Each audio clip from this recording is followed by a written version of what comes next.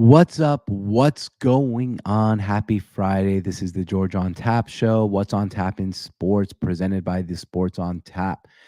We have a fun weekend of sports coming up. This is going to be one of the best ones in a long time. If you're in Los Angeles, stay home unless you're going to one of the games because you have way too many things going on tonight. I saw a tweet about Los Angeles and the Armageddon of traffic. And let me see if it's on my phone that I saved on my phone, or is it? No, it's not on my phone, unfortunately. But I will kind of highlight that right now because this is going to be one of those interesting weekends in Los Angeles where you really just stay home. There are six major events going on in Los Angeles tonight. World Series Game 1, Suns at Lakers at the Staples Center. Rutgers at USC, Friday Night Football. East LA Classic at SoFi. Bosco at Mater Dei. High school football. Mater Dei is like one of the best high school football programs, and Bosco is pretty good. And a concert at the Intuit Dome. Stay away from the traffic.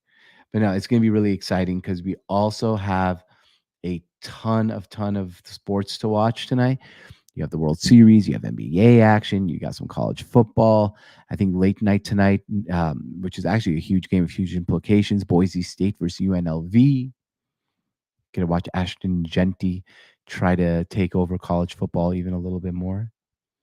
And last night, and this is where we're starting. Matt Stafford. Some people happen to say Matt Stafford's old. Matt Stafford is washed up. Sean McVay has lost it. Aaron Donald retired. Everything was against the Los Angeles Rams. They opened up as only 3-point underdogs against the Minnesota Vikings. That line looked fishy. But no, when you have a quarterback like Matt Stafford, a quarterback that is elite, a quarterback that makes every throw, and you bring him back his weapons, you saw what Matt Stafford could do. Matt Stafford had Cooper Kupp back, had Puka Nakua back, had Kyrene Williams. And what did the Rams do? Well, they moved the ball up and down the field. Let's talk about Matt Stafford here for a few moments. Man, Matt Stafford still has it. You thought Matt Stafford would be kind of a little bit on the wrong end of his career. And maybe he is. He's not the Matt Stafford of prime time Matt. But dang, did he look good yesterday. The Rams, now sitting at 3-4, are no longer the worst team in the division. That belongs to the San Francisco 49ers. And the Rams now have a legit shot to win the NFC West, which I don't want them to. See my hat? I'm a Seattle Seahawks fan. But they were scary last night. And we had so much talk this week. Rumors. Matt Stafford to Minnesota. Cooper Kupp getting traded. And he might still move Cooper Kupp.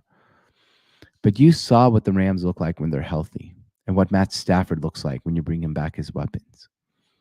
Sean McVay has a young defense that is moving towards the trajectory of becoming a really good defense. Matt Stafford, when he has his weapons of Puka Nakua, Cooper Kupp, Kyrene Williams, can still move the ball up and down the football field. The Rams were playing the Minnesota Vikings, and everyone was like, this is going to be a home game for the Vikings. It didn't really quite feel like that. It felt like Matt Stafford had control of the whole entire game. And you saw him on the side with the quarterback, Sam Darnold, who everyone was falling in love with, including myself. And I still like Sam Darnold. But they're on different levels. Matt Stafford is still really good. Matt Stafford is still elite. And Matt Stafford can still get you to the playoffs and win a playoff game. The Rams fans must be really happy. And it made me think Aaron Rodgers versus Matt Stafford. What's his legacy going to be? They both have one Super Bowl. But look at this towards the end of their careers. And Stafford's younger. If Stafford goes on one more run with the Rams and gets to the NFC Championship game or another Super Bowl, is his career better than Aaron Rodgers? I know. It sounds absurd. But think about it. Matt Stafford's elevating everyone around him while Aaron Rodgers is rolling his eyes. Good for the Rams, good for Matt Stafford as they continually get better. All right, I want to talk about the three best NFL games on the schedule. There's some really good NFL football coming up this weekend. We love us some NFL football.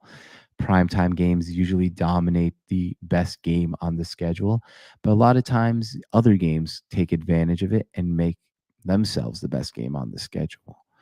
We have matchups galore. We have matchups that are going to be rivalry games. We have teams that are looking to survive and continue their hopes to becoming a playoff team. We have teams that have no idea what's going to happen. We have teams returning their quarterback after injury. It's going to be a fun week 8 of NFL. Let's take a look at the three best games. Now, we try to do this every Friday. It's usually pretty short. So we have three games that I really like this NFL weekend. Let's start off with the Eagles versus Bengals, two teams that seem like in a weird way going opposite directions. It seems like the Bengals are starting to get momentum and go up, while the Eagles, everyone hates their head coach. And even though they're actually kind of good, they're 4-2.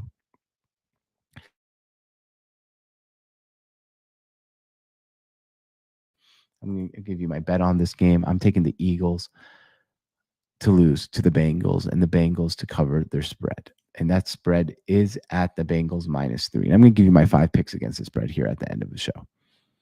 We'll skip that one for now. Bills versus Seahawks. Two teams leading their division. My Seahawks, the Bills. I actually think this is the best game in the 1 o'clock afternoon window, or 4 o'clock if you're on the East Coast.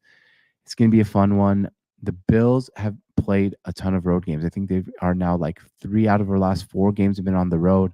They're going to be fatigued. The Seahawks finally looked a little healthier. We saw what happens when Byron Murphy is back. I think the Seahawks actually win this game. And the third game on the schedule that I really like is the Cowboys versus 49ers. Everyone likes that game. Two historic teams, both in desperate need of a win. I think the Cowboys get the win. I think the 49ers continue to reel. They're having a season from hell. And that's what happens when you have a season from hell. You lose games like this. Now, I always do this on my Sports on Tap betting show, which you can see in the link in the description. That's where my college football bets are. But I have 5 bets against the spread this week that I love, and that's the Bengals -3 at home versus the Eagles.